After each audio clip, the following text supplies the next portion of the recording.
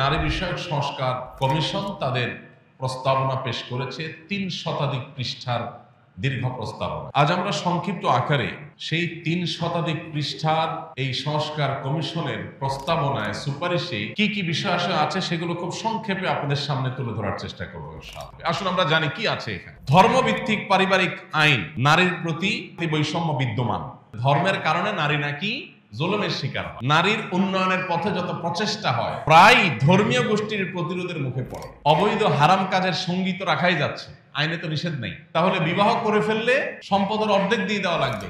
৭৪ নম্বর পৃষ্ঠায় বৈবাহিক ধর্ষণের কথা বলা আছে, একই জিনিস ৯ নম্বর এবং ৭০ নম্বর পৃষ্ঠায় আছে। ৩৪ নম্বর পৃষ্ঠায় আছে সংবিধানের অনুচ্ছেদ ১৮(২)-এ গণিকা বৃত্তি অর্থাৎ পতিতাবৃত্তির বিষয়টিকে বাদ দিতে হবে। এই জিনিসটা তাদের কাছে এত বেশি গুরুত্বপূর্ণ যে এইটাকে তারা ৭৪ নম্বর পৃষ্ঠায়, ৩৭ নম্বর পৃষ্ঠায়, ১৩২ নম্বর পৃষ্ঠায়, ১৩৫ নম্বর পৃষ্ঠায়, ১৫৫ নম্বর পৃষ্ঠায়, অর্থাৎ পুরো সুপারিশনামার প্রতিটা পৃষ্ঠা বিভিন্ন জায়গায় তারা এটা লিখেছে। তার মানে তারা যে কোনো মূল্যে দেশে পতিতাবৃত্তি এটাকে প্রতিষ্ঠা করতে চায়, তারা চায় মহল্লা এটা প্রতিষ্ঠা হয়ে যায়। ৩৭ নম্বর পৃষ্ঠায় তারা লিখেছে যৌন পেশাকে অপরাধ হিসাবে চিহ্নিত না করা এবং শ্রম আইনে এটাকে স্বীকৃতি দেওয়া, এটা দাবি করেছে তারা। ১০৫ নম্বর পৃষ্ঠায় আছে শরীর আমার সিদ্ধান্ত আমার। ১৬৩ নম্বর পৃষ্ঠায় আছে ঘরের কাজ নারীর বা নারীরা ধূমপান করে না এই জাতীয় উপস্থাপন করা থেকে বিরত থাকতে হবে। ৩৪ নম্বর পৃষ্ঠায় আছে সংবিধানের ৩৯(২) অনুচ্ছেদে শালীনতা এবং নৈতিকতার কথা বলা আছে, এটা বাদ দিতে হবে। ৩৫ নম্বর পৃষ্ঠা আছে মহিলা বাদ দিয়ে নারী বলতে হবে, এটা পিছনে বিরাট মায়ের প্যাচ আছে। পতিতাবৃত্তি এই শব্দগুলো বলা যাবে না, যৌনকর্মী বলতে হবে, অর্থাৎ এটাকে এস্টাবলিশ করতে হবে। এদেশের একজন মানুষের অস্তিত্ব, শুধু মুসলমান নয়, একজন মানুষের অস্তিত্ব বেঁচে থাকতেও ইনশাআল্লাহ এই নষ্ট জিনিসের একটা লাইন বাস্তবায়ন করতে দেওয়া হবে না। সময়ের সবচাইতে আলোচিত বিষয়গুলোর মধ্যে থেকে একটি হলো নতুন বাংলাদেশে সংস্কার কার্যক্রম চলমান আছে। একটি দেশ ৫০ বছর বয়স পার হলেও কাঙ্ক্ষিত উন্নতি, অগ্রগতি এবং প্রত্যাশিত ডেভেলপমেন্টের পর্যায়ে যেতে পারেনি, সেজন্য বিভিন্ন ক্ষেত্রে বিভিন্ন সেক্টরের সংস্কার প্রয়োজন। এটা নিয়ে দেশের কোনো সুস্থ মস্তিষ্কের কোনো মানুষের দ্বিমত করার কোনো কারণ নাই। আমাদের পরে স্বাধীনতা অর্জন করা বহু দেশ আমাদের চোখের সামনে আমরা দেখতে পাই, যারা আমাদের চাইতে ৫০, কেউ ১০০ বছর এগিয়ে আছে, অর্থাৎ আমরা আরো ৫০-১০০ বছর পর হয়তো তাদেরকে স্পর্শ করতে পারি কিনা সন্দেহ। তো এইরকম একটা পরিস্থিতিতে দেশে বিভিন্ন সেক্টরে সংস্কার হচ্ছে, সংস্কার হবে, সেটাই স্বাভাবিক।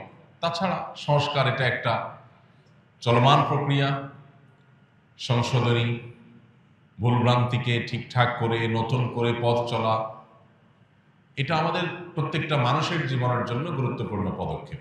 কিন্তু সংস্কার করে যদি মানুষ যে অবস্থানে আছে তার চাইতে আরো নিচের দিকে যাওয়ার মতো কোনো ভূমিকা নেওয়া হয়, তাহলে সেই সংস্কার অবশ্যই নিন্দনীয়, নিকৃষ্ট এবং সেই সংস্কার কখনো সাধুবাদ পাওয়ার উপযুক্ত নয়।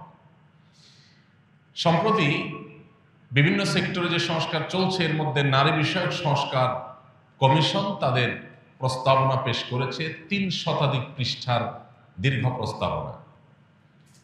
আপনারা অনেকেই ইতোমধ্যে সেই প্রস্তাবনার বিরুদ্ধে নিন্দার ঝড় চতুর্দিক থেকে উঠতে দেখেছেন, শুনেছেন, সমালোচনার বান আপনারা অনেকে উপলব্ধি করেছেন, অনুভব করেছেন। আজ আমরা সংক্ষিপ্ত আকারে সেই ৩ শতাধিক পৃষ্ঠার এই সংস্কার কমিশনের প্রস্তাবনায় সুপারিশে কি কি বিষয় আছে সেগুলো খুব সংক্ষেপে আপনাদের সামনে তুলে ধরার চেষ্টা করব ইনশাআল্লাহ। এই সংস্কার কমিশন যে প্রস্তাবনা পেশ করেছে, এই প্রস্তাবনা রীতিমতো আমাদের সমাজের সকল ধর্মের, শুধু মুসলমান নয়, মুসলিম, খ্রিস্টান, বৌদ্ধ, হিন্দু, সকল ধর্মের মানুষের বিরুদ্ধে। বাংলাদেশের সব মানুষ এই ৪ ধর্মের মধ্যেই প্রায় সীমাবদ্ধ, সীমিত সংখ্যক কিছু নাস্তিক বাদ দিয়ে। তার মানে গোটা বাংলাদেশের সমস্ত মানুষের মূল্যবোধ, চিন্তা, দর্শন, বিশ্বাস এর সঙ্গে যুদ্ধের ঘোষণা করেছে কেমন যেন এই সংস্কার কমিশন। একটা সংস্কার প্রস্তাবনার ২টা বা ৩টা বা ৪টা ৫টা পয়েন্ট নিয়ে আপত্তি থাকতে পারে, কিন্তু এমন এক সংস্কার প্রস্তাবনা তারা জমা দিয়েছেন যার প্রতিটি পাতায় পাতায়, প্রতিটা পৃষ্ঠায় পৃষ্ঠায় রীতিমতো আপত্তি নয়, শরীরে যে কোনো বিশ্বাসী মানুষের গায়ে আগুন ধরবার মতো অনেক পয়েন্ট এখানে রয়েছে। সবচেয়ে অবাক করা বিষয় হলো, আপনারা নিশ্চয়ই সোশ্যাল মিডিয়ার কল্যাণে, মূলধারার মিডিয়াগুলোর কল্যাণে দেখতে পেয়েছেন যে নারী বিষয়ক সংস্কার কমিশনে যারা আছেন, একজন থেকে লেবাস লাগিয়ে আনা হয়েছে, এর বাইরে বাকি যারা আছে পুরো টিম মাননীয় প্রধান উপদেষ্টার সাথে তারা একসাথে ছবি তুলেছেন, পত্রপত্রিকায় সেগুলো ফলো করে প্রচার হয়েছে। তাদের কারোর মাথায় আমি কাপড় দেখিনি, অথচ বাঙালি নারী মাথায় কাপড় দেয়, হোক সে মুসলিম, হোক সে হিন্দু, হোক সে বৌদ্ধ, হোক সে খ্রিস্টান। তাহলে এই সংস্কার কমিশনের নারীরা তারা কি বাঙালি নারীর কোনো প্রতিনিধিত্ব করছে বলে মনে হয়? তাদের অন্যান্য যে সমস্ত বেশভূষা, তাদের যে ড্রেস আপ, তাদের যে হাব ভাব, এইটার সাথে মাননীয় প্রধান উপদেষ্টা দীর্ঘদিন ধরে তিনি গ্রামীণ নারীদের নিয়ে কাজ করছেন। আমার বিনীত অনুরোধ যে তিনি গ্রামের প্রত্যন্ত অঞ্চলের মহিলাদের নিয়ে দীর্ঘদিন ধরে কাজ করার অভিজ্ঞতা তার আছে। এদেশের আপামর সাধারণ মানুষের মা বোনরা, মেয়েরা, হিন্দু হোক, মুসলিম হোক, অন্য ধর্মের হোক, তাদের সাথে এই তথাকথিত নারী বিষয়ক সংস্কার কমিশনের নারীদের ড্রেস আপের কোনো মিল তিনি খুঁজে পান কিনা। এরা কি আসলে বাংলাদেশের আপামর সর্বস্তরের নারীদের প্রতিনিধিত্ব করে, নাকি পশ্চিমাদের নিছক দালালি এবং অন্ধ অনুকরণ করে? এটা বোঝার জন্য কোনো পণ্ডিত হওয়ার প্রয়োজন নাই, কমন সেন্স দিয়ে ছবিটার দিকে তাকালে বোঝা যায়। আমরা মানুষের ভালো কাজের প্রশংসা যেমন করতে কার্পণ্য করব না, ঠিক একইভাবে তিনি যখন কোনো ভুল করেন সেটা নিন্দা বা সমালোচনা করতেও কার্পণ্য করা উচিত নয়। অনেক ভালো কাজ যেমন প্রধান উপদেষ্টা মহোদয় করছেন, সেগুলোর জন্য প্রশংসা তিনি পাচ্ছেন, এটি তার হক, পাওনা, প্রাপ্য, কৃতজ্ঞতা আমাদের আদায় করা উচিত। কিন্তু সেক্ষেত্রে অনেক ভালো কাজের মধ্যে এই একটা কাজ এমন হয়েছে যে কাজটাকে আমাদের প্রত্যেককে শতকণ্ঠে সমালোচনা করতেই হবে, কারণ এটি আমাদের অস্তিত্বের প্রশ্ন, এটি আমাদের আত্মপরিচয়ের প্রশ্ন, আইডেন্টিটির প্রশ্ন। পৃথিবীর প্রত্যেকটা জাতি তার নিজস্ব জাতিসত্তা, নিজস্ব আত্মপরিচয় নিয়ে তারা বেঁচে থাকে। আপনি ইতালিতে গেছেন, সেখানে মানুষ পিজা পাস্তা খেয়ে অভ্যস্ত, সেখানে সব জায়গায় পিজা পাস্তা পাওয়া যায়, পিজা পাস্তা খেয়েই মানুষ থাকে বেশিরভাগ ক্ষেত্রে। আপনি সেখানে যে যখন দেখেছেন মানুষ পিজা খায়, পাস্তা খায়, এটাই তাদের প্রিন্সিপাল ফুড বা এটাই বেশিরভাগ মানুষ খায়, সব জায়গায় পাওয়া যায়। এবার আপনি সেখান থেকে বাংলাদেশে এসে সংস্কার প্রস্তাবনা দিলেন যে বাংলাদেশে আর ভাত মাছ নয়, আসুন আমরা পিজা পাস্তা ঘরে ঘরে খাওয়ার আন্দোলন সংগ্রাম করি। কোনো জায়গায় কোনো কিছু দেখে অন্ধের মতো সেটাকে অনুকরণ করার যে প্রবণতা, দুর্ভাগ্যজনকভাবে আমাদের এই তথাকথিত নারী বিষয়ক সংস্কার কমিশনের সদস্যদের প্রত্যেকের মধ্যে আমরা সেই প্রবণতা লক্ষ্য করেছি।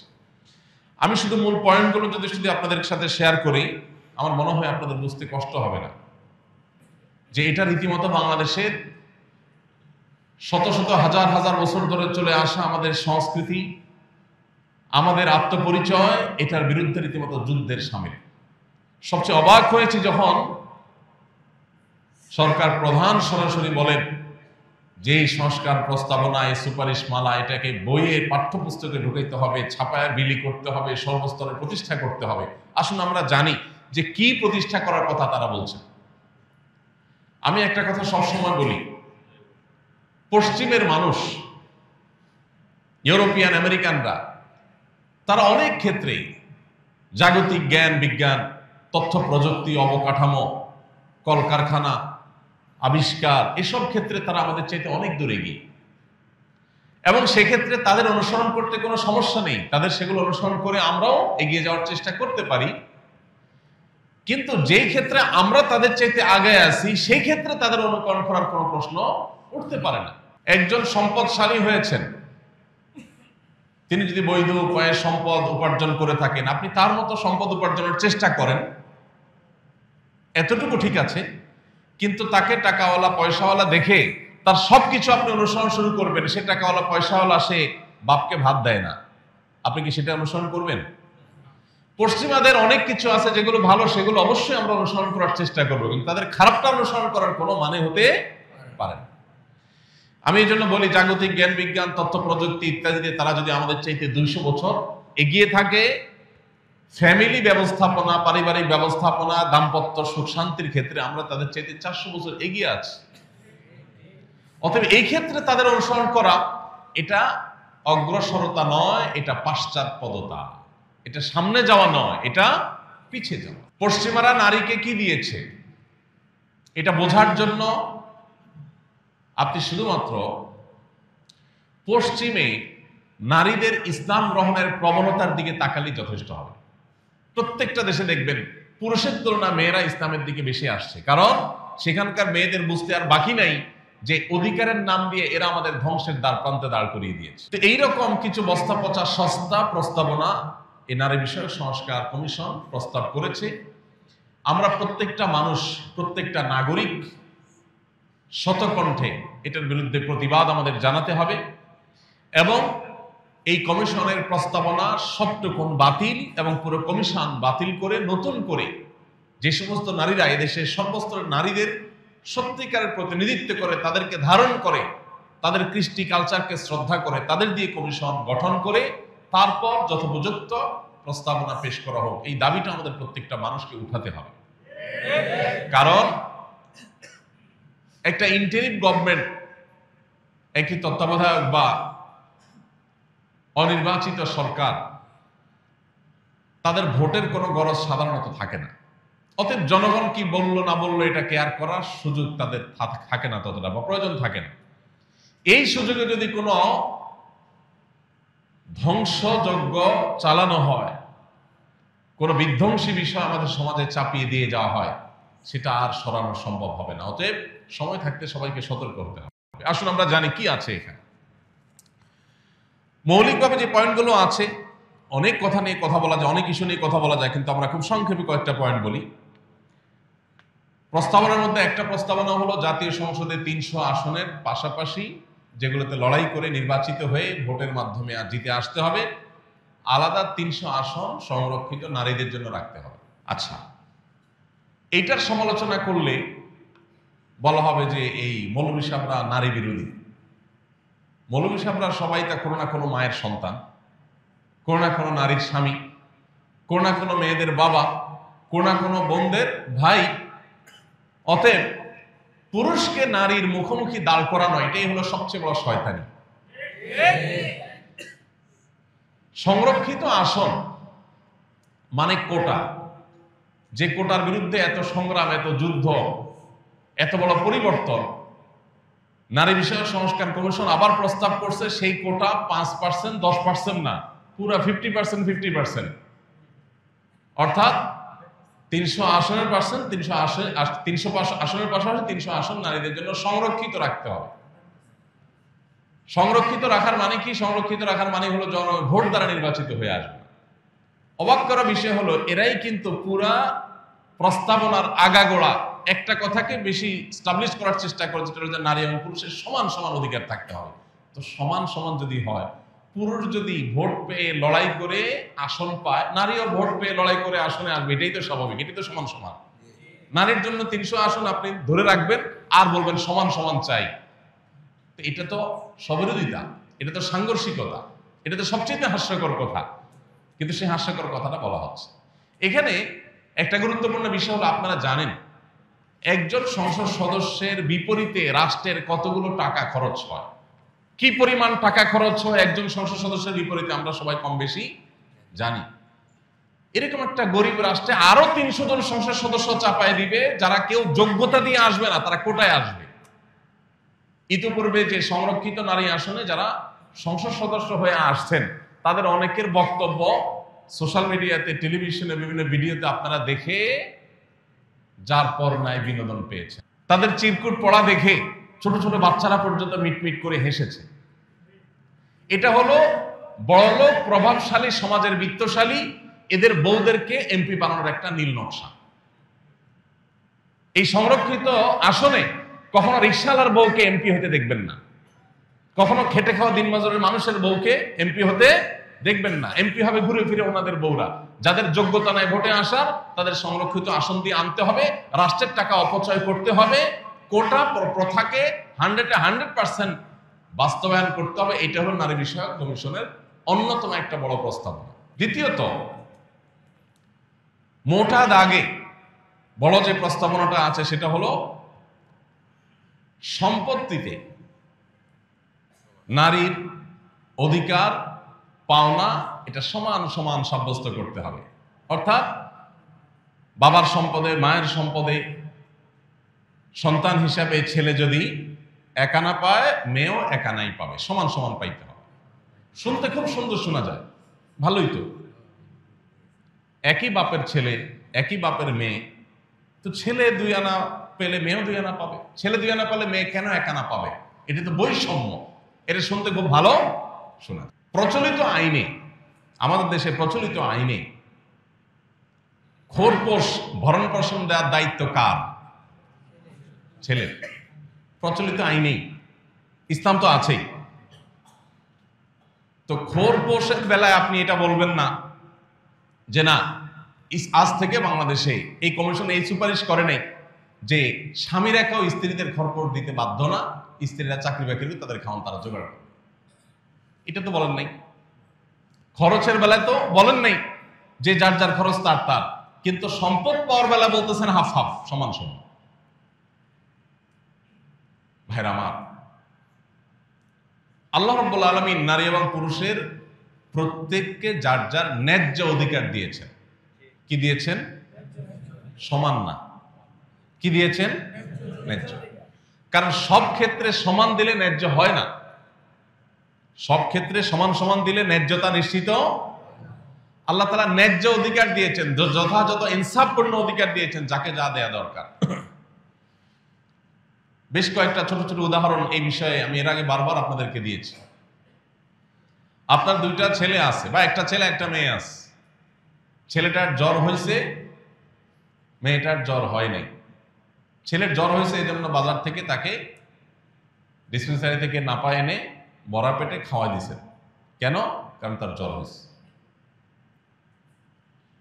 মেয়েটার শরীরে জ্বর নাই, সে সুস্থ। সমান অধিকারের দাবি হলো মেয়েরও ধরে একটা খাওয়াই দিবেন। কারণ টাকা দিয়ে নাপা কিনে একজনকে খাওয়াবেন, আরেকজনকে খাওয়াবেন না, এটা তো বৈষম্য, এটা তো জুলুম।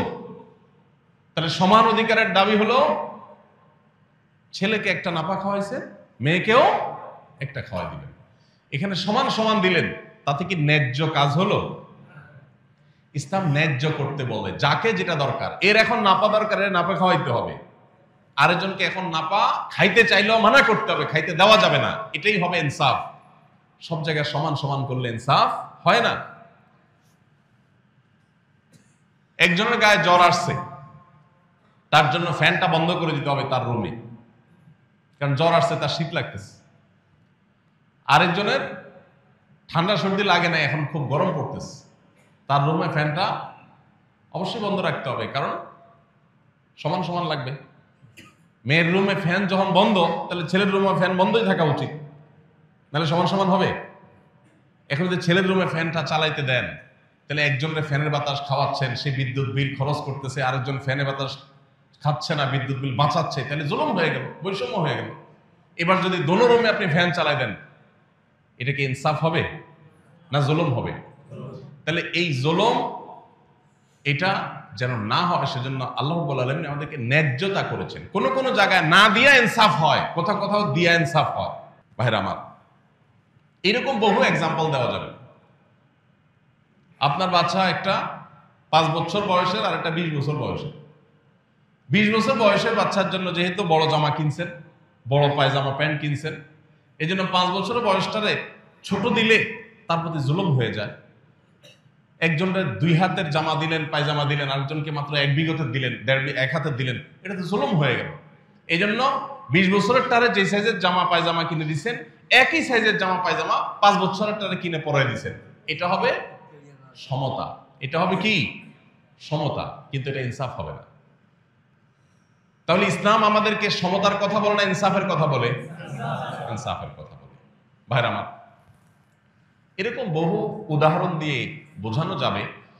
আল্লাহ রাব্বুল আলামিন মেয়েদেরকে সম্পদে যে ছেলেদের অর্ধেক সম্পদ দিতে বলেছেন, ভাগ রেখেছেন, এটা ন্যায্যতার প্রয়োজনে। এখানে সমান সমান দিলে ন্যায্যতা নিশ্চিত হবে, কারণ ভরণ পোষণ এবং ক্ষয় খরচের সকল বিষয়ে ছেলেকে দায়িত্ব দেওয়া হয়েছে। একজনকে আপনি 10 টাকা দিয়ে বললেন বাজার থেকে এটা আনো, ওইটা আনো, ওইটা আনো, ওইটা আনো। আরেকজনকে 5 টাকা দিয়ে বললেন তোমার কিচ্ছু আনতে হবে না, এটা তোমার। এখন যদি বলে যে কেন একজনকে 5 টাকা দেওয়া হলো, তার প্রতি জুলুম করা হয়েছে, এটা যেরকম মূর্খতা সুলভ প্রশ্ন, ঠিক একইভাবে আল্লাহ তাআলার বিধান নিয়ে প্রশ্ন তোলা এটাও মূর্খতা সুলভ প্রশ্ন। নারী অধিকার কমিশন মোটা দাগে এই প্রস্তাবনা তারা সামনে আনছে। এরপর আসেন, আমি সময় কম, পড়ে শোনায় যাই। তাদের এই সংস্কার কমিশনের প্রথম পৃষ্ঠায় আছে, ধর্মভিত্তিক পারিবারিক আইন নারীর প্রতি বৈষম্য, আইনে নারীর প্রতি বৈষম্য বিদ্যমান। ধর্মভিত্তিক পারিবারিক আইন যদি থাকে সমাজে, ধর্মের কারণে নারী নাকি জুলুমের শিকার হয়। ইসলাম নারীদের প্রতি নাকি জুলুম করে, যেমন বিয়ে, তালাক, উত্তরাধিকার, এগুলোতে নাকি, এগুলো ধর্মভিত্তিক পারিবারিক আইনের কারণে এগুলোতে নাকি নারী জুলুমের শিকার হয়, বৈষম্যের শিকার হয়। এটা নিয়ে আলাদা আলাদা করে আলোচনা করা যায়, লম্বা আলোচনা করা যায়, কিন্তু সময় আমাদের নাই, প্রয়োজনও খুব একটা নাই।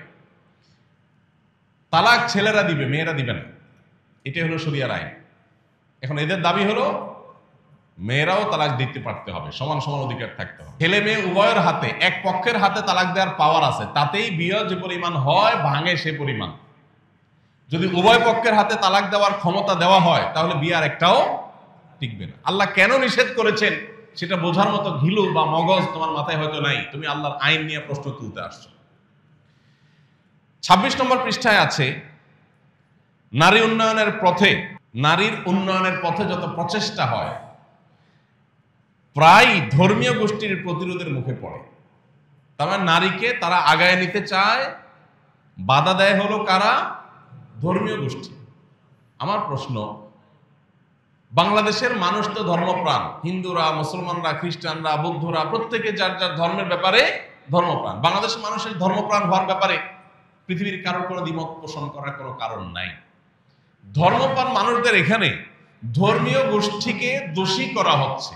প্রশ্ন হলো, এই সংস্কার কমিশনের যারা সদস্য আছেন তারা কি বিধর্মীয় গোষ্ঠী? তারা কোনো ধর্ম বিশ্বাস করেন না? এটা তারা পরিষ্কার করে বলুন। ধর্মীয় গোষ্ঠী বলতে তো সকল ধর্মের মানুষ, সকল ধর্ম অনুসারীদেরকে দোষী করা হলো। তাতে একজন বেনামাজি যে সেও দোষী, একজন রিকশাওয়ালাও দোষী, সবাইকে দোষী করা হলো যে ধর্মীয় গোষ্ঠী বাধা দেয়। তার মানে নাস্তিকরা বাধা দেয় না, ধর্মীয় গোষ্ঠীর বিপরীতে যাদের ধর্ম নাই সেই গোষ্ঠী। তাহলে এরা শতকরা কয়জন মানুষ, লাখের মধ্যে কয়জন মানুষকে তারা রিপ্রেজেন্ট করছে এবং তাদের চিন্তাধারা আমাদের উপরে চাপাতে এসেছে। 45 নম্বর পৃষ্ঠায় আছে, অভিন্ন পারিবারিক আইন প্রবর্তন করতে হবে। অভিন্ন পারিবারিক আইন মানে মুসলমান, হিন্দু, খ্রিস্টান, বৌদ্ধ সব ধর্মের মানুষের এক আইনে, এক নিয়মে বিয়ে হবে, এক নিয়মে বিচ্ছেদ হবে, সব এক নিয়মে হবে। এই সম্পর্কে কয়দিন আগে দেখলাম, সম্ভবত 2 দিন আগে দেখলাম, একজন হিন্দু ভদ্র মহিলা, তিনি এবং হিন্দু ধর্মের অনেকে বেশ তীব্র প্রতিবাদ জানিয়েছে, আপত্তি জানিয়েছে। সব ধর্মের মানুষকে এক আইনের অধীনে নিয়ে আসতে চান তারা।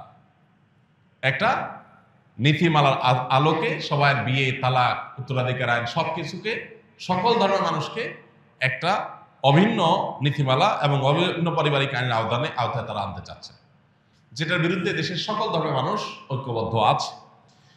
41 নম্বর পৃষ্ঠায় আছে, বিবাহ বিচ্ছেদের ক্ষেত্রে ন্যায়সঙ্গত নিষ্পত্তি নিশ্চিত করার প্রয়োজনে বা করতে বৈবাহিক সম্পত্তির 50-50 ভাগাভাগি কার্যকর করতে হবে। আপনারা অনেকে জানেন, পশ্চিমা পৃথিবীতে এবং পৃথিবীর অনেক দেশে একটা নিয়ম আছে, বিয়ে হওয়ার পর কোনো কোনো দেশে আছে 3 বছর যদি সংসার টিকে, এরপর যদি তালাক বা বিচ্ছেদ হয়, স্বামীর সম্পদের অর্ধেক বউকে দিয়ে দিতে হবে। আপনারা অনেকে জানেন, পৃথিবীর সবচেয়ে বড় ধনীদের একজন, তিনি কয়েক বিলিয়ন তার বউকে দিয়ে তালাক দিচ্ছেন কিছুদিন আগে। উপার্জন করবে স্বামী, বিচ্ছেদ হয়ে গেলে তার ভাগ অর্ধেক দিয়ে দিতে হবে কাকে? স্ত্রীকে। ভাইরা আমার, পশ্চিমারা এবং তাদের পেছনে থাকা শয়তান মূলত পরিবার ব্যবস্থাপনার সবচেয়ে বড় শত্রু। পরিবার ব্যবস্থাপনা পৃথিবী থেকে তুলে দিতে চায়, এর নানাবিধ কারণ আছে, অনেক দীর্ঘ ব্যাখ্যা আছে, আলোচনা আছে। আপনি যদি তাকায় দেখেন তাদের সমস্ত নিয়ম কানুন সবগুলো হলো পরিবার ব্যবস্থাপনা ধ্বংসের আয়োজন।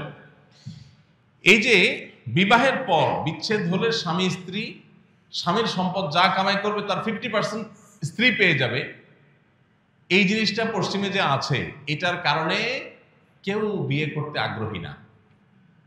এটা আমরা সবাই জানি। সে সমস্ত জায়গায় মানুষ বিয়ে করতে চায় না। কেন বিয়ে করতে চায় না? কারণ বিয়ে করার দরকার কি? অবৈধ হারাম কাজের সঙ্গী তো রাখাই যাচ্ছে, আইনে তো নিষেধ নেই। তাহলে বিবাহ করে ফেললে সম্পদের অর্ধেক দিয়ে দেওয়া লাগবে বিচ্ছেদ হয়ে গেলে, তার চাইতে বিয়ে করার দরকার কি? নিজেদের প্রয়োজন নিজেরা অবৈধভাবে হারাম উপায়ে সারবে, রাষ্ট্রে আইনে যেহেতু নিষেধ নেই, সমস্যা কোথায়? ঘরে ঘরে এটার চর্চা চলছে, বিয়ে সেখানে খুব একটা হয় না, রেয়ার কেস, কেউ বিয়ে করতে চায় না। আর বিয়ে না করার কারণে কি হয়? সন্তান হয় না। কারণ অবৈধ এবং হারাম কাজ যার সাথে করে সেখানে সন্তান নেওয়ার প্রশ্ন ওঠে না, যার কারণে সন্তান হওয়ার প্রবণতা কমে গেছে। চায়নার মতো দেশ যখন এক সময় একটার বেশি দুইটা সন্তান হলে সরকার অনেকগুলো অর্থদণ্ড চাপিয়ে দিত, বেশি দিন আগের কথা না, সেই চায়না এখন আপনি একটার বেশি দুইটা, দুইটা বেশি তিনটা, চারটা, যত সন্তান জন্ম দিবেন তত সরকার আপনাকে টাকা দিবে। বেশি দিন লাগে নাই। পৃথিবীর মানুষ আর কখন বুঝবে? পশ্চিমের প্রত্যেকটা দেশ, এমনকি পূর্বের প্রত্যেকটা উন্নত দেশ, আজ তাদের পর্যাপ্ত মানুষ নেই, দেশ চালাবার মতো, দেশের কাজকাম করার মতো পর্যাপ্ত মানুষ নেই। জার্মানির মতো দেশ হাজার হাজার লাখো সিরিয়ান রিফিউজিদেরকে জায়গা দিয়েছে। কেন জায়গা দিয়েছে? কারণ তাদের দেশ চালানোর মতো মানুষ নেই, রিফিউজিদেরকে ঢুকায়া তাদেরকে কাজ শিখায় কাজে লাগাই দিচ্ছে। গোটা পৃথিবী আজ ক্রাইসিসে আছে, প্রত্যেকটা দেশ ক্রাইসিসে আছে, মানুষ নেই। বৃদ্ধ দিয়ে দেশ ভরে যাচ্ছে, ইয়াং জেনারেশন তৈরি হচ্ছে না। কারণ ওই যে বৈবাহিক যে সম্পর্ক, পারিবারিক ব্যবস্থাপনা, এটাকে ভেঙে ফেলা হয়েছে। চায় না, বিয়ে যখন করতে চায় না, সন্তান হয় না। সন্তান যখন হয় না, জেনারেশন গ্যাপ তৈরি হয়ে যাচ্ছে। ভাইরা আমার, এরা আমাদেরকে সে প্রস্তাব দিচ্ছে, পশ্চিমের সে বস্তা পচা সস্তা প্রস্তাব দিচ্ছে। বাংলাদেশে স্বামী স্ত্রীর মধ্যে দাম্পত্য সম্পর্কের মধ্যে দিন দিন ফাটল ধরছে, আমাদের সম্পর্কগুলো দিন দিন খারাপ হয়ে যাচ্ছে, এতে কোনো সন্দেহ নাই। কিন্তু এর পরও আমাদের দেশে নারী পুরুষ স্বামী স্ত্রী হিসাবে তাদের মধ্যে যেই পরিমাণ সম্পর্ক, সৌহার্দ্য, বিশ্বাস, ভালোবাসা এখনো বিদ্যমান, পশ্চিমাদের কাছে সেটা স্বপ্ন মাত্র। ওরা কল্পনাও করতে পারে না যে আমাদের এখানে স্বামী স্ত্রী একে অন্যকে কিভাবে ভালোবাসে, কতটা বিশ্বাস করে। এখনো পর্যন্ত কিছু বিচ্ছিন্ন ঘটনা তো আছেই, কিন্তু এখনো পর্যন্ত বেশিরভাগ ফ্যামিলিতে স্বামী স্ত্রী একজন আরেকজনকে ছাড়া বাঁচবে না, এমন একটা অবস্থা। পশ্চিমের লোকেরা এগুলো কল্পনাও করে না। তো সেই বস্তাপচা সস্তা জিনিস তারা এখানে চাপাতে চায়। ৭৪ নম্বর পৃষ্ঠায় বৈবাহিক ধর্ষণের কথা বলা আছে। একই জিনিস ৯ নম্বর এবং ৭০ নম্বর পৃষ্ঠায়ও আছে। বৈবাহিক ধর্ষণ এটা এমন এক শয়তানি, এটা হলো বিবাহ ব্যবস্থাপনা ধ্বংসের, বন্ধ করার সবচেয়ে বড় পায়তারা। এমনিতেই দাম্পত্য কলহ ঘরে ঘরে, চুন থেকে পান থেকে নুন খসলেই স্বামী স্ত্রীর মধ্যে ঝগড়া বিবাদ, সেখান থেকে বিচ্ছেদ হয়ে যাচ্ছে, সংসারগুলো ভেঙে খানখান হয়ে যাচ্ছে। এরপরে আবার নতুন করে বৈবাহিক দর্শনের আইন যখন হবে, তখন কি হবে? স্বামীর সাথে স্ত্রী, স্ত্রীর সাথে স্বামীর যদি বনিবনা না হয়, একটু কথা কাটাকাটি হয়েছে, স্বামীর বিরুদ্ধে স্ত্রী যে মামলা ঠুকিয়ে দেবে যে আমার ইচ্ছার বিরুদ্ধে আমার সাথে শারীরিক সম্পর্ক করেছে। ইচ্ছার বিরুদ্ধে করেছে না ইচ্ছায় করেছে, এটা প্রমাণ করার কোন সিস্টেম, কোন উপায় থাকতে পারে? কোন সুযোগ আছে? কোন সাক্ষী প্রমাণ, কোন তথ্য উপাত্ত রাখার সুযোগ আছে? নাই। তাহলে কেন এটা চাচ্ছে? এটা চাচ্ছে হলো ঘরে ঘরে, প্রত্যেকটা ফ্যামিলিতে যুদ্ধ বাঁধাবার জন্য, প্রত্যেকটা সংসারে অশান্তি সৃষ্টি করবার জন্য। ইসলাম জুলুম করতে নিষেধ করেছে সবার জন্য। কোন স্বামীর এই অধিকার নাই স্ত্রী অসুস্থ, স্ত্রী অপারক, জুলুম করে তার সাথে শারীরিক সম্পর্ক করার অধিকার কোন স্বামীকে ইসলাম দেয় নাই। কিন্তু একই সাথে স্বামীর চরিত্র রক্ষার্থে, সমাজ সুস্থ সুন্দর স্বাভাবিক যেন থাকে, সেই প্রয়োজনে একজন স্ত্রী তার স্বামীর প্রয়োজন পূরণের সদা প্রস্তুত থাকার নির্দেশ ইসলাম করেছে। অর্থাৎ প্রত্যেককে যার যার নির্দেশ ইসলাম করেছে। এখানে স্বামী স্ত্রী পরস্পরের মধ্যে স্বামী স্ত্রী সুলভ জোড়াজুড়ি, এটা সকল সমাজে, সকল সংসারের সকল মানুষের কাছে স্বীকৃত। কখনো কখনো স্বামী স্ত্রীর মধ্যে শারীরিক সম্পর্ক নিয়ে যেরকম মৃদু জোড়াজুড়ি গ্রহণযোগ্য পর্যায় পর্যন্ত চলে, অগ্রহণযোগ্য পর্যায়ে জোরম পর্যায়ে গেলে চলে না, ঠিক তেমনি ভাবে স্বামী স্ত্রীর মধ্যে টাকা পয়সা নিয়ে, মার্কেটিং নিয়ে, খাওয়া দাওয়া নিয়ে, শপিং নিয়ে, বিভিন্ন আপনার রেস্টুরেন্টে যাওয়া নিয়ে, কোথাও ঘুরতে যাওয়া নিয়েও মৃদু জোড়াজুড়ি হয়। এখন কোনো স্ত্রী যদি তার স্বামীর পকেট থেকে টাকা নেয়, কোনো সময় টানাটানি হয়, হাতাহাতি হয়, মৃদু জোড়াজুড়ি হয়, এগুলো স্বামী স্ত্রী সুলভ, বন্ধু সুলভ জোড়াজুড়ি। স্বামী হয়তো রেস্টুরেন্টে যেতে চাচ্ছে না, স্ত্রী বলছে হ্যাঁ জামা গায়ে দেওয়া, বের হওয়া, তোমাকে যেতেই হবে আজকে, ইচ্ছার বাইরে একটু জোর করেই নিয়ে গেল। স্ত্রী চাচ্ছে ঘুরতে যাবে, স্বামী বলে না আমার ভালো লাগতেছে, বলে না তোমার যেতে হবে, বাইরে একটু জোরাজোরি করে নিয়ে গেল। তাহলে সেটাকে বৈবাহিক ডাকাতি নাম দেন, বৈবাহিক ছিনতাই নাম দেন, কি বলেন? ঘরে ঘরে প্রত্যেকটা পরিবারে অশান্তি সৃষ্টি করার জন্য এই যে শয়তানের নীল নকশা এদেশে সুপারিশ হিসাবে পেশ করা হয়েছে, এটার প্রত্যেকটা পয়েন্ট, প্রতিটা লাইন পৃষ্ঠা আপনি পড়লে দেখবেন পুরাটা হলে আমাদের সমাজকে ধ্বংস করার একটা মহা আয়োজন। প্রিয় ভাইরা আমার, 34 নম্বর পৃষ্ঠায় আছে সংবিধানের অনুচ্ছেদ 18(2)-এ গণিকাবৃত্তি অর্থাৎ পতিতাবৃত্তির বিষয়টিকে বাদ দিতে হবে। পতিতাবৃত্তি এটা আমাদের আইনে অবৈধ, এটাকে বাদ দিতে হবে, অর্থাৎ এটাকে বৈধতা দিতে হবে। এবং জনস্বাস্থ্য ও নৈতিকতার নামে যৌনকর্মীদের পেশাকে নিরোধ করা মানবাধিকারের লঙ্ঘন। কি মানবাধিকারের সবক শুনাইতে আসছে চিন্তা করে। ফিলিস্তিনে মানুষ মেরে কয়লা করে ফেলছে, এটা নিয়ে কোনো টু শব্দ নেই, সেখানে মানবাধিকার কোনো লঙ্ঘন হচ্ছে না। মানবাধিকার লঙ্ঘন হচ্ছে কোথায়? পতিতাবৃত্তি করতে না দিলে নাকি মানবাধিকার লঙ্ঘন হচ্ছে। একজন নারী তার ভরণ পোষণের ব্যবস্থা যদি তার স্বামী, তার বাবা, তার ভাই না করে, ইসলামী শরিয়ার বিধান অনুযায়ী রাষ্ট্র তার সমস্ত খরচ খরচা দিতে বাধ্য, রাষ্ট্র করবে, সমাজ করবে, সেটা না করে তাকে পতিতাবৃত্তির পথে আপনি অগ্রসর করে দিচ্ছেন। এদেশে যত নারী এই জঘন্য কর্মে, এই ঘৃণ্য কর্মে যারা লিপ্ত হয়েছেন বা যারা এটাকে পেশা হিসেবে বেছে নিয়েছেন, একজন একজন করে যদি সবার সাক্ষাৎকার সংগ্রহ করা হয়, দেখা যাবে প্রত্যেকের জীবনে প্যাথেটিক ইতিহাস আছে। কেউ এখানে স্বেচ্ছায় আসে নাই, তাদেরকে কোনো দালাল চক্র জুলুম করে অন্যায়ভাবে তাদেরকে এই পথে এনেছে। সেখান থেকে তাদেরকে উদ্ধার করার কথা দরকার, সেটা কথা না বলে উল্টা বরং তাদের সেই কাজে যেন সারা জীবন তারা থাকে, সেই বন্দোবস্ত যারা করতে চায়, এরা নারীর বন্ধু, এরা নারীর শত্রু। আপনি নারীকে অধিকার দেওয়ার নাম করে আপনার ব্যবসা বন্দোবস্ত পাকাপোক্ত করছেন। আপনারা যারা সচেতন আছেন, পৃথিবীর খোঁজ খবর যারা রাখেন, আপনারা জানেন পর্ন ইন্ডাস্ট্রি, এই পর্ন ইন্ডাস্ট্রি হাজার হাজার কোটি টাকার বিজনেস। এখানে এই পতিতাবৃত্তির বৈধতা দিয়ে মূলত তাদের সেই ব্যবসাকে তারা জিয়ে রাখতে চায়, আর কিছু না। অতএব আমাদের দেশে যে সমস্ত মেয়েরা এই ধরনের নিগ্রহের শিকার, তাদেরকে উদ্ধার করতে হবে, তাদেরকে পুনর্বাসন করতে হবে, তাদেরকে থাকা খাওয়ার ব্যবস্থা করতে হবে, তাদের যথাযথ কর্মসংস্থানের ব্যবস্থা করতে হবে। সেটা না করে তাদের সেই কর্মে তাদেরকে অটল অবিচল রাখার জন্য আপনি যে দাবি তুলছেন, এটা তাদের অধিকার নয়, এটা বরং তাদেরকে তাদের যে অধিকার সেটা থেকে বঞ্চিত করা। দেখুন, এই জিনিসটা তাদের কাছে এত বেশি গুরুত্বপূর্ণ যে এইটাকে তারা 74 নম্বর পৃষ্ঠায়, 37 নম্বর পৃষ্ঠায়, 132 নম্বর পৃষ্ঠায়, 135 নম্বর পৃষ্ঠায়, 155 নম্বর পৃষ্ঠায়, অর্থাৎ পুরো সুপারিশনামার প্রতিটা পৃষ্ঠা বিভিন্ন জায়গায় জায়গায় তারা এটা লিখেছে। তার মানে তারা যে কোনো মূল্যে এদেশে পতিতাবৃত্তি এটাকে প্রতিষ্ঠা করতে চায়। তারা চায় মহল্লা মহল্লা এটা প্রতিষ্ঠা হয়ে যাক। 37 নম্বর পৃষ্ঠায় তারা লিখেছে, যৌন পেশাকে অপরাধ হিসাবে চিহ্নিত না করা এবং শ্রম আইনে এটাকে স্বীকৃতি দেওয়া, এটা দাবি করেছে তারা। এখন দেখেন, গত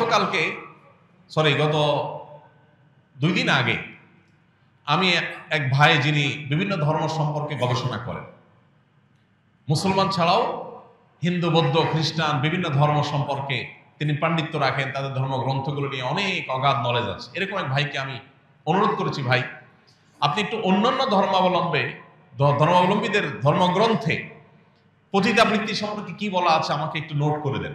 তিনি গতকালকে আমাকে দিলেন জিনিসটা, আমি দেখলাম মুসলমানদের কাছে পতিতাবৃত্তি যেরকম হারাম, ঘৃণ্য কাজ, হিন্দুদের কাছে, খ্রিস্টানদের কাছে, বৌদ্ধদের কাছে, এদেশের প্রধান 4টি ধর্মের মানুষ এদেশে বসবাস করে, সব ধর্মের মানুষের কাছে এটা সমানভাবে অপরাধ এবং ঘৃণ্য কাজ।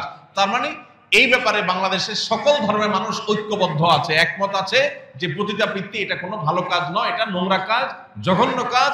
একজন নারীকে অনেক ভালো কাজে, সমাজের উন্নয়নমূলক কাজে ব্যবহার করা যেতে পারে, তাকে বিভিন্ন ভালো ভালো কাজে পেশা নিয়োজিত করা যেতে পারে, কিন্তু তাকে এরকম অসম্মানজনক কাজে যারা নিয়ে আসে, সেই দালালরা তাদের ব্যবসায়ী টিকায় রাখার জন্য পর্ন ইন্ডাস্ট্রির মাধ্যমে হাজার হাজার কোটি টাকা বিজনেস করার জন্য তারা এই ধরনের প্রস্তাবনা করেছে। এ ব্যাপারে বাংলাদেশের সকল মুসলমান শুধু না, সকল ধর্মের মানুষ একমত। সকল ধর্মের মানুষ যে বিষয়ে একমত, সে বিষয়ে কিভাবে, সেটার বিরোধিতা কিভাবে একটা তথাকথিত সংস্কার কমিশন প্রস্তাব পেশ করতে পারে? আমি এই জন্য শুরুতে বলেছি, এটা হলো আমাদের পরিবার ব্যবস্থাপনা, আমাদের সমাজ ব্যবস্থাপনার বিরুদ্ধে রীতিমতো যুদ্ধের শামিল। আপনারা জানেন এইডস, আরো পৃথিবীতে জঘন্য জঘন্য যত সব রোগ, যেগুলোর কারণে মানুষ নিশ্চিত মৃত্যুর কোলে ঢলে পড়ছে, পৃথিবীর বহু দেশ সাফার করছে এইডস সহ বিভিন্ন রোগ নিয়ে। এই রোগের প্রধান কারণই হলো এই পতিতাবৃত্তি। এরপরে এর ফলে আরো সমাজে যে সমস্ত অনাচার হয়ে থাকে সেগুলোর ফিরিস্তি অনেক লম্বা। অতএব এইটাকে নাকি বৈধতা দিতে হবে, সে বিষয়ে তারা সুপারিশ করছে। 105 নম্বর পৃষ্ঠায় আছে, শরীর আমার, সিদ্ধান্ত আমার। ভ্রষ্ট এনজিও গুলো দীর্ঘদিন পর্যন্ত সমাজের গ্রামে গঞ্জে গোপনে গোপনে যে কথা বলতো, এখন তারা রাষ্ট্রযন্ত্র দিয়ে সে কথা বলার চেষ্টা করছে। তাদের সাহস কোথায় গিয়ে ঠেকেছে আপনি চিন্তা করতে পারেন।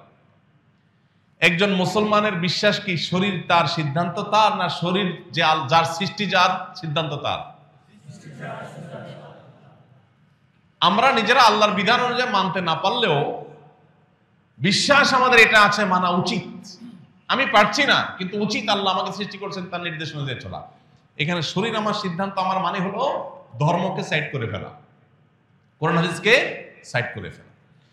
23 নম্বর পৃষ্ঠায় আছে, 3 মাসের মধ্যে গর্ভপাতের বৈধতা বাস্তবায়ন করতে হবে। তার মানে খেয়াল খুশি মতো যে কেউ অবৈধ সম্পর্ক করলো, গর্ভের সন্তান চলে আসলো, 3 মাসের মধ্যে হলে সেটা গর্ভপাত করতে পারবে, এটা আইন করতে হবে, সুযোগ দিতে হবে যাতে আকাম বেশি বেশি করা যায়। এরা নাকি মানবাধিকার কর্মী। যে সন্তান মাতৃগর্ভে এসে গেছে তাকে মেডিসিন দিয়ে হত্যা করা, এই কাজটার প্রস্তাবনা যারা করতে পারে নাকি মানুষের অধিকারের কথা বলে। আস্ত মাতৃগর্ভে শিশু হত্যার কথা যারা বলে, ভ্রূণ হত্যার কথা যারা বলে, তারা নাকি মানবাধিকার কর্মী। 10 নম্বর পৃষ্ঠায় আছে, রাষ্ট্র হবে ইহজাগতিক এবং মানবিক। খেয়াল করেন, রাষ্ট্র হবে ইহজাগতিক। রাষ্ট্রে পরকাল নিয়ে কোনো ভাবনার নামগন্ধ থাকতে পারবে না। 163 নম্বর পৃষ্ঠায় আছে, ঘরের কাজ নারীর বা নারীরা ধূমপান করে না, এই জাতীয় উপস্থাপন করা থেকে বিরত থাকতে হবে। ঘরের কাজ নারীর, এটা বলা যাবে না। তাহলে কি বলতে হবে? বলতে হবে নারী ঘরের বাইরে যাবে, নারী ঘরের বাইরে যাবে। দেখেন, যে সমস্ত সংসারে, আমাদের দেশে এখানে অনেকে আছেন হয়তো স্বামী স্ত্রী 2 জন জব করেন, রান্নাটা 2 জন হাফ হাফ করেন। যারা স্বামী স্ত্রী 2 জন জব করেন, বুকে হাত দিয়া বলতে পারবেন কে কে যে আমরা একদম 50% যে আজকে তুমি রান্না, কালকে আমি রান্না, এইভাবে সিস্টেম মেনটেন করে করেন? কয়জন আছেন বলতে পারবেন? তাহলে বেচারিকে বাহিরে কাজে পাঠায় দিলেন অধিকার নাম করে, যে তুমি ঘরে কেন বসে থাকবা, তোমার অধিকার আছে বাইরে যা কাজ করা। অধিকারের নাম দিয়া পাম্পট্টি দিয়া তারে কামে লাগিয়ে দিলেন। এরপরে ঘরের যে কাম আছে সেটাও সে করলো। তাহলে ডিউটি কি কম হলো না ডাবল হলো? আচ্ছা, এরপরে আসেন, আল্লাহ তাআলা সন্তান নারীর গর্ভে দিবে, ছেলের গর্ভে দিবেন না, এটি আল্লাহর সিস্টেম। সন্তান গর্ভ দেওয়ার পর 10 মাস অনেকটা বিছানায় শুয়ে থাকতে হয়। এর মতো হার্ড ডিউটি আপনি তো 10 বছরও করতে পারবেন না। তারে তো বাহিরে আপনি কাজে পাঠিয়ে দিচ্ছেন, আপনার সাথে নিয়ে যাচ্ছেন, সেও জব করতেছে, কিন্তু তার যে সন্তান গর্ভধারণ করার ডিউটি, ওইটা কি হাফ নিতে পারছেন আপনি? এরপর 2 বছর ধরে যে সন্তানকে দুধ পান করাইতে হবে, এটা তো খুব শান্তির কাজ না? এর চেয়ে কঠিন ডিউটি আরেকটা আছে? রাত 12টা নাই, 1টা নাই, 2টা নাই, 3টা নাই, টয়লেট নাই, বাথরুমের বেগ নাই, গোসল নাই, কিচ্ছু নাই, যে অবস্থা আছে অবস্থা মা করে কান্না করে উঠছে, আর ওই কান্নার ডাকে সাড়ে দিয়ে এসে তাকে দুধ দিতে হবে, এটা তার ডিউটি। এই কঠিন ডিউটিটা যদি বলেন যে তুমিও তো চাকরি করো, আমিও চাকরি করি, কষ্ট তোমারও হয় আমারও হয়, তাহলে দুধ তুমি 1 বছর খাও, 1 বছর আমি খাও, কোনো সুযোগ আছে? আল্লাহর সিস্টেমের উপরে এই শয়তানি, পশ্চিমারা এগুলো করে তাদের পরিবার ব্যবস্থাপনা, তাদের সমাজ শেষ হয়ে গেছে, ধ্বংস হয়ে গেছে। সেগুলো আমার দেশে আমদানি করার অপচেষ্টা ইন্টারিম গভর্নমেন্টের মাথার উপরে ভর করে যারা করতে চাচ্ছে, তারা জানে না এটা করতে চাইলে এদেশের একজন মানুষও সেটা করতে দিবে না। আমরা সরকারের ভালো কাজের প্রশংসা করে দেখি, এই নয় যে সরকারের এত বড় সাহস হবে এদেশের সকল ধর্মের মানুষের বিশ্বাসের বিরুদ্ধে তারা দাঁড়াবে, এত বড় দুঃসাহস করা, এটা কোন সুযোগ এই সমাজে অন্তত, এই কথাগুলো আমার বলা লাগতো না। যেখানে মাননীয় প্রধান উপদেষ্টা নিজে বলছেন যে এটা ছাপায় বিলি করা দরকার, এটা পাঠ্যপুস্তকে পড়ানো দরকার, এটা নাকি এত গুরুত্বপূর্ণ ভালো ভালো জিনিস এটাতে আছে। ওনার ভালো কাজের প্রশংসা আমরা করবো, তাই বলে এই ধরনের জঘন্য কথা, এটার সমালোচনা অবশ্যই আমাদেরকে করতে হবে, এটা আমাদের দায়িত্ব। ভাইরা আমার, এরপর দেখেন 100 পৃষ্ঠায় আছে এই সুপারিশনামা, যৌন শিক্ষা নিশ্চিত করতে হবে। যৌন শিক্ষা নিশ্চিত করতে হবে। পৃথিবীর অন্য সব প্রাণী তাদের বংশধারা পৃথিবীতে টিকে থাকে যৌন শিক্ষার মাধ্যমে, তো নাকি? তারা কোন স্কুলে গিয়ে যৌন শিক্ষা নেয়? দেখেন, নারী বলেন পুরুষ বলেন, প্রত্যেকটা মানুষের আল্লাহ তাআলা একটা নির্দিষ্ট বয়সে আসার পর তার ভিতরে শারীরিক যে চাহিদা দিয়েছেন, এটা যাতে সে বিপদগামিতার পথে না করে, এক্ষেত্রে যেন সে অসতর্ক না হয়। প্রত্যেকটা পরিবারেই মায়েরা মেয়েদেরকে এবং কোনো কোনো ক্ষেত্রে বাবারা ছেলেদেরকে অথবা বিভিন্নভাবে ছেলে মেয়েদেরকে পারিবারিকভাবে এগুলো শেখানো হয় শালীনতা এবং লজ্জাশীলতার গণ্ডির মধ্যে থেকে। এরা চায় যে এই লাজ লজ্জা শরম সব উঠে যাক। আমি ডেনমার্কে গিয়েছিলাম, সেখানে আমাকে এক বাংলাদেশি ভাই বললেন, ভাই আমাদের এখানে স্কুলে সাঁতার কাটার আগে ড্রেসিং রুমে ছেলে এবং মেয়েদেরকে একত্রে একই রুমে সম্পূর্ণ বিবস্ত্র হতে হয়। এটা নাকি তাদের শিক্ষা, যে সবাই একসাথে বিবস্ত্র হতে হবে, তাদের মধ্যে লাজ লজ্জা শরম কিচ্ছু রাখা যাবে না, এগুলো ভেঙে একাকার করে ফেলতে হবে। সেই জিনিসটাকে এই দেশে আমদানি করতে চাইছে এই নারী বিষয়ক কমিশন। 34 নম্বর পৃষ্ঠায় আছে সংবিধানের 39(2) অনুচ্ছেদে শালীনতা এবং নৈতিকতার কথা বলা আছে, এটা বাদ দিতে হবে। শালীনতা দরকার নাই, নৈতিকতা এদেশে দরকার নাই। 35 নম্বর পৃষ্ঠায় আছে মহিলা বাদ দিয়ে নারী বলতে হবে। এটা পিছনে বিরাট মায়ের প্যাচ আছে। এই কমিশনের নাম কিন্তু মহিলা বিষয়ক কমিশন না, নারী বিষয়ক। এটার কাহিনী কি? এটার কাহিনী হলো সমকামিতাকে আস্তে আস্তে সমাজে গেলানো। মহিলা শব্দ বললে পুরুষের বিপরীতে একেবারে পরিষ্কার দুইটা আলাদা আলাদা সত্তা, আলাদা আলাদা পরিচয় প্রকাশ পায়। এটাকে নানাভাবে দূর করে দিয়ে মধ্যখানে আরেকটা পরিচয় স্টাবলিশ করার চেষ্টা চলছে। আপনারা এখন সরকারি বিভিন্ন প্রজ্ঞাপনে, বিজ্ঞাপনে, বিভিন্ন ঘোষণাপত্রে আপনারা খেয়াল করবেন যে লিঙ্গ পরিচয়ের ওখানে নারী পুরুষ, আরেকটা আছে অন্যান্য। অন্যান্য কি আবার? নারী এবং পুরুষের ছাড়া আর কোনো সৃষ্টি আছে? যারা হিজড়া বলছি যাদেরকে আমরা, তারাও আসলে হয় নারী নয় পুরুষ, হয়তো কোনো একটা সিমটম তার মধ্যে একটু বেশি আছে। আল্লাহ তাআলা কোরআনে কারীমে বলেছেন, ইন্না খালাকনাকুম মিন যাকারিন ওয়া উনসা, আমি তোমাদেরকে নারী এবং পুরুষ করে সৃষ্টি করেছি, তৃতীয় কোনো লিঙ্গ বা পরিচয় মানুষের নাই। এই অতি সম্প্রতি আপনারা দেখেন আমেরিকান সরকার পরিষ্কার করে, ট্রাম্প ক্ষমতায় এসে একদম প্রথম ঘোষণাই ছিল তার, যে মানুষের মধ্যে নারী এবং পুরুষ ছাড়া তৃতীয় কোনো লিঙ্গ বলতে কিচ্ছু নেই। এবং তার নির্বাচনের সবচেয়ে বড় সহায়তাকারী আপনার ইলন মাস্ক, তিনি বলেছেন তার সম্ভবত ছেলেটা মেয়ে হয়ে গেছে, না জানো মেয়েটা ছেলে হয়েছে। তিনি বলছেন আমার সন্তানটাকে মেরে ফেলেছে এই আইডিওলজির লোকেরা, যারা ট্রান্সজেন্ডার মতবাদে দেশে চাপাতে চায়, তারাই। অতি সম্প্রতি বেশ কয়েকটা উন্নত দেশে ইতিমধ্যে এটা নিয়ে, ইংল্যান্ড সহ বেশ কয়েকটা দেশে ইতিমধ্যে আদালতের রায় হয়ে গেছে এগুলোর বিরুদ্ধে। কিন্তু আমাদের দেশে ওই যে পুরান পাগলে ভাত নাই, নতুন পাগল বোঝাইছে, এই অবস্থা। পশ্চিমারা আস্তে আস্তে এগুলোর থেকে বের হয়ে আসতেছে, অভিভাবকরা রাস্তায় নামতেছে যে আমাদের ছেলেরা ধ্বংস হয়ে যাচ্ছে, আর আমাদের দেশে নতুন পাগলটা আস্তে আস্তে আমাদেরকে সেদিকে টানছে। এরপরে এখানে আছে 35 নম্বর পৃষ্ঠায় গণিকা বৃত্তি, পতিতা বৃত্তি, এই শব্দগুলো বলা যাবে না, যৌনকর্মী বলতে হবে, অর্থাৎ এটাকে এস্টাবলিশ করতে হবে। এদের পরিবারের লোকরা এই ধরনের পেশায় যাওয়ার ব্যাপারে এরা উৎসাহ দেয় কিনা, এটা একটা জানার প্রশ্ন, কৌতূহল। এরা অন্যান্য মেয়েদেরকে এই পেশায় আসতে বলে। শালীনতা, নৈতিকতা এসব শব্দ ব্যবহার করতে নিষেধ করছে তারা, কারণ এগুলো করলে তাদের শয়তান এগুলো চলে না।